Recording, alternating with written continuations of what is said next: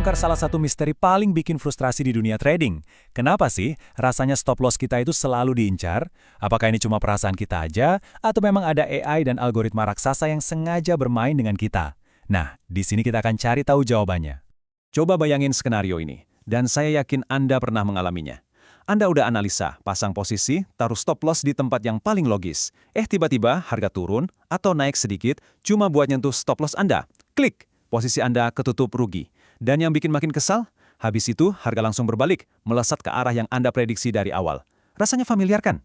Ini bukan nasib buruk loh, ada alasannya. Oke, untuk paham kenapa itu terjadi, kita harus ngintip dulu ke balik layar. Kita harus kenalan sama mesin yang sebenarnya menggerakkan pasar saat ini. Percayalah, ini adalah dunia yang isinya bukan lagi teriakan trader di lantai bursa, tapi kode dan kecepatan super tinggi. Coba lihat angka ini deh, 72%. Nah, segitu besarnya volume pasar spot yang sekarang dieksekusi oleh strategi algoritmik. Artinya apa?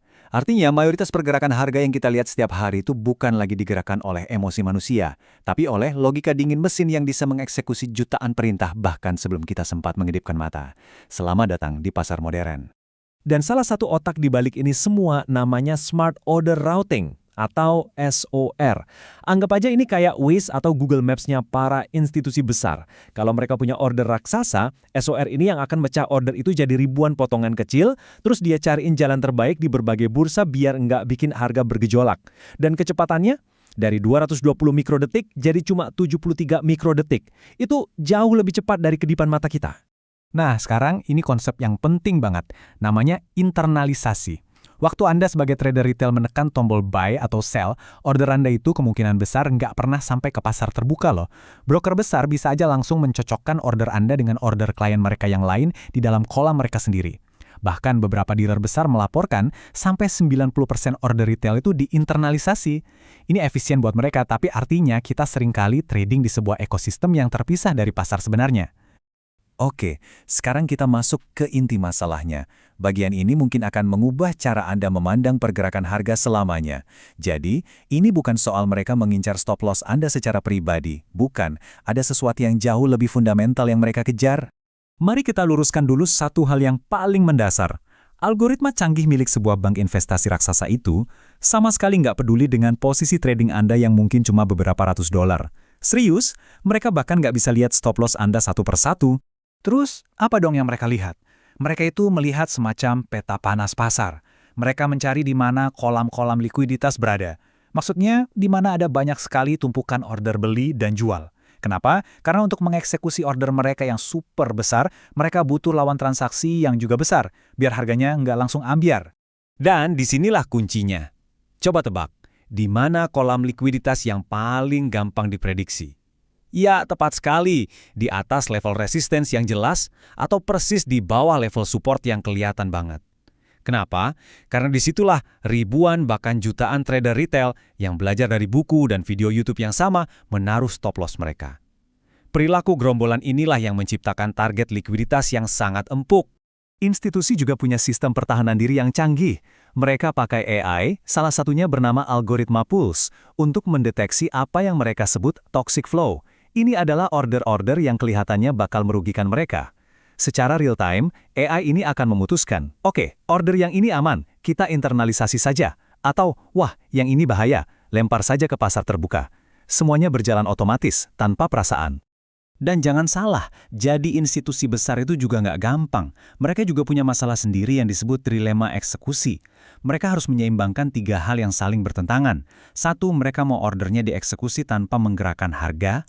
Dua, mereka nggak mau terekspos risiko kelamaan di pasar. Dan tiga, mereka harus memastikan ordernya benar-benar terisi. Nah, berburu likuiditas adalah cara mereka untuk menyelesaikan teka-teki ini. Jadi, kalau Anda sering merasa kalah, ini penting banget untuk dipahami. Itu bukan karena Anda bodoh atau analisanya salah. Seringkali Anda kalah karena Anda dan para institusi itu bermain di lapangan yang sangat sama sekali berbeda, dengan peralatan dan aturan main yang juga berbeda. Ini murni masalah struktur pasar. Coba lihat angka ini. 85 juta dolar. Ini bukan total aset ya.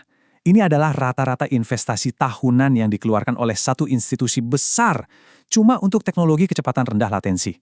Sebuah angka yang mustahil bisa kita tandingi sebagai trader retail. Biar lebih jelas, kita bandingkan langsung. Institusi itu mainnya di kecepatan nanodetik. Kita, milidetik, beda 1000 kali lipat. Mereka bisa melakukan arbitrase latensi, dapat untung dari selisih harga super kecil yang cuma ada sepersekian detik. Sementara kita, para retail yang seringkali dipandu oleh FOMO atau rasa takut ketinggalan, order kita secara kolektif seringkali malah jadi exit liquidity, jadi pintu keluar bagi institusi yang mau lepas posisi besar mereka. Oke, terus gimana solusinya? Kalau kita nggak bisa menang adu cepat, apa yang bisa kita lakukan? Jawabannya adalah kita nggak perlu jadi lebih cepat, kita harus jadi lebih cerdas. Kita harus beradaptasi dan memahami struktur permainannya. Yuk kita lihat beberapa strateginya. Pertama, pakai yang namanya structural stop. Intinya, jangan taruh stop loss di level paling obvious yang semua orang juga tahu. Coba sembunyikan sedikit di balik struktur pasar yang penting, misalnya di balik swing high atau swing low sebelumnya. Kedua, sadari rejim pasar. Pasar itu lagi tren kuat atau cuma bolak-balik di rentang harga tertentu. Strategi yang jitu di pasar tren bisa hancur lebur di pasar ranging dan sebaliknya. Ketiga, hati-hati sama jebakan likuiditas. Breakout yang kelihatannya bagus banget itu seringkali cuma fake out yang sengaja dibuat untuk memancing order. Sabar, tunggu konfirmasi dulu. Dan yang paling penting dari semuanya, fokus untuk bertahan hidup. Ingat, tujuan utama seorang trader itu bukan cari profit, tapi melindungi modal. Bertahan di dalam permainan itu jauh lebih penting. Jadi, sebagai penutup, ingatlah ini. Kita tidak akan pernah bisa lebih cepat dari mesin-mesin itu. Lupakan saja. Tapi, kita bisa jadi lebih pintar. Tujuannya bukan untuk mengalahkan mesin dalam adu cepat, tapi untuk memahami lapangan permainannya. Memahami struktur pasar tempat mesin-mesin itu beroperasi. Kalau Anda mulai bisa melihat pasar dari kacamata likuiditas, Anda akan mulai melihat sebuah permainan yang sama sekali berbeda.